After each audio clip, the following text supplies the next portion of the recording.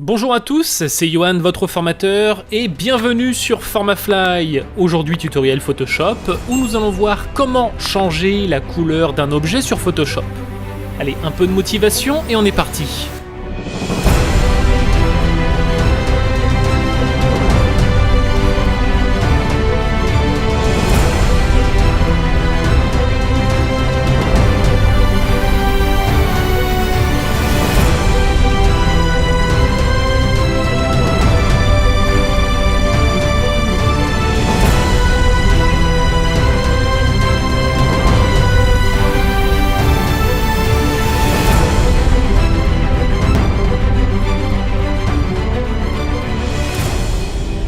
Nous allons donc travailler sur cette photographie de modèle. Un modèle non pas pour le plaisir des yeux, mais plus pour la technicité que nous allons avoir sur ce sujet. En effet, la quasi-totalité des tutoriels que vous trouverez sur YouTube sur le sujet « Comment changer la couleur d'un objet sur Photoshop » sont sur des voitures, des objets avec un arrière-plan totalement détaché et surtout sans couleur rapprochée.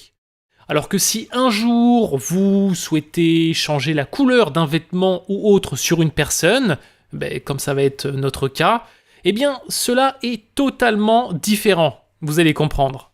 Alors avant de travailler sur vos propres photographies, je vous recommande vivement de travailler sur la même photo que moi pour que vous puissiez vraiment comprendre pourquoi c'est différent de travailler sur un modèle. Je vous mets donc à disposition la photo en téléchargement directement dans la description. Allez, on est parti. Il existe donc plusieurs façons de changer la couleur d'un objet sur Photoshop. Je vais vous montrer dans ce tutoriel une des façons les plus simples.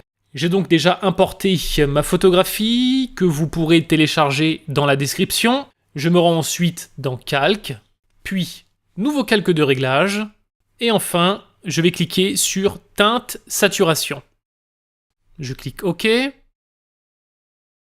La fenêtre de réglage vient de s'ouvrir juste ici sur notre panneau de droite. Et nous avons donc par défaut ici Global de choisi. Global va donc nous changer toutes les couleurs de notre photo. Regardez par exemple si je change la teinte juste ici.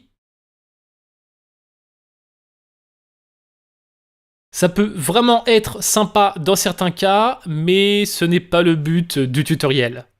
Je réinitialise donc en cliquant sur la petite flèche juste ici. Et je vais ensuite simplement cliquer sur la flèche déroulante et je vais choisir la couleur que je veux changer. Donc dans notre cas, il s'agit du rouge. Je vais donc cliquer sur rouge.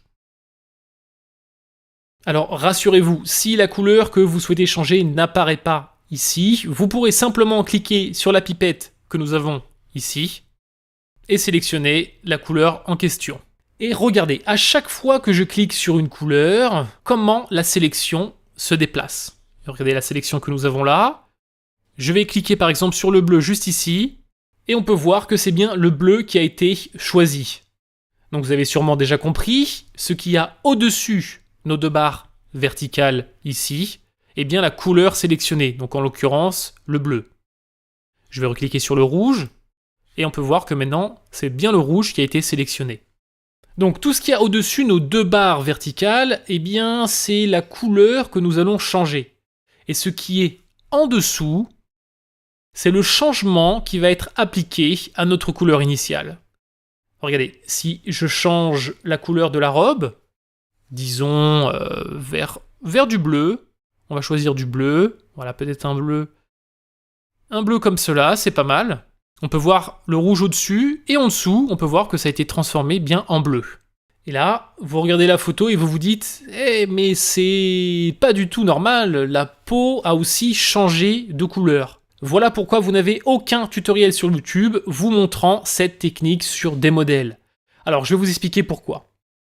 Zoomons un petit peu sur notre tablette de couleurs juste ici. Et on peut voir que juste après le rouge, nous avons quoi? Eh bien, de l'orange et puis du jaune, qui est en fait la couleur de la peau. C'est donc tellement proche du rouge que Photoshop n'arrive pas totalement à distinguer la différence entre le rouge de la robe et la couleur jaune-orangé de la peau. Je rajouterai que la photo est au format JPEG.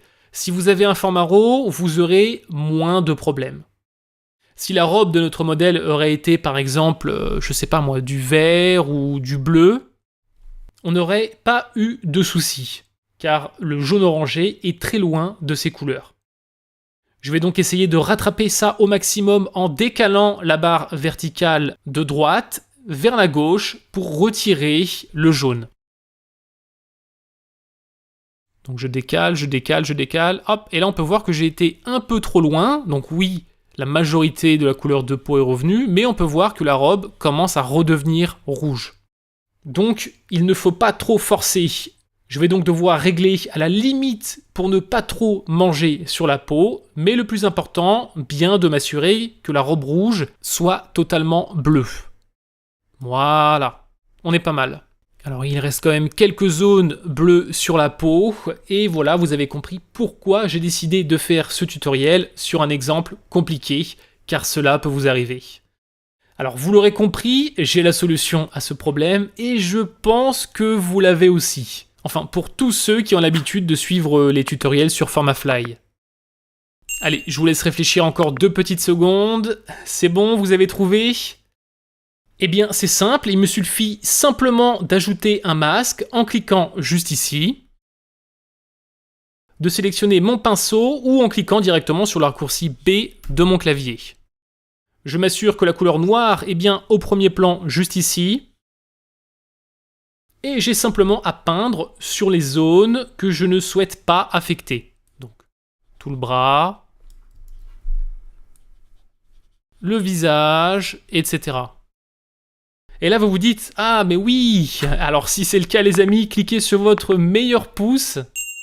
Allez, je fais ultra vite sans perdre trop de temps. Vous aurez le temps de peaufiner par vous-même. Et regardez le travail. On voit maintenant le avant et après. Avant, après. À vous le plaisir et le bonheur de changer tout ce qu'il vous plaît sur Photoshop. Si cette vidéo vous a aidé les amis, n'hésitez pas à cliquer sur votre meilleur pouce. Et si vous voulez plus de vidéos comme celle-ci, eh bien abonnez-vous à la chaîne. Et surtout, dites-moi dans les commentaires si ça a fonctionné pour vous et si vous avez une autre technique à nous partager. Pour tous ceux qui souhaitent en apprendre plus sur Photoshop, je vous mets le lien de la formation Photoshop Masterclass dans la description. Bon shoot à tous, bonne retouche et je vous souhaite une merveilleuse aventure dans le monde de la photographie.